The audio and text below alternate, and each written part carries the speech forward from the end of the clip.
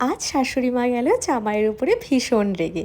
আর সেটার কারণ কি সেটা তো তোমরা আস্তে আস্তে সবটা দেখতে পাবে। আসলে আজ ছিল মা বাবার অ্যানিভার্সারি। আর মা বাবাদের কথা তোমাদের তো নতুন করে বলার কিছু নেই, মা বাবারা নিজেদের অ্যানিভার্সারি কখনোই বড় করে পালন করে না। তাই ও ডিসাইড করে মা বাবাকে একটা কেক নিয়ে গিয়ে সারপ্রাইজ দেবে। এবার কি কি হলো সেটা তোমরা নিজেরাই দেখে নাও। আমি বারণ করলাম না রূপ তোমাকে, কি এক্সিলেন্ট হয়েছে দেখতে, দাও কিন্তু এর 3,000 টাকা দাম তো হবে। কেমন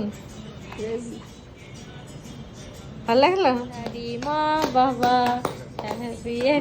আসলে মা বাবারা কখনোই চায় না তাদের ছেলে মেয়েদের কষ্ট করে উপার্জনের টাকা কখনো কোনো তাদের আনন্দের পিছনেও খরচা হোক। এটা হয়তো তোমরা সবাই রিলেট করতে পারবে, কিন্তু আসলে আমরাও সবসময় পারি না মা বাবাদেরকে একটু আনন্দ দিতে। বাট যখন পেরেছি তখন কেনই বা দেবো না বলো, তারাও আমাদের জন্য অনেক কিছু করেছে।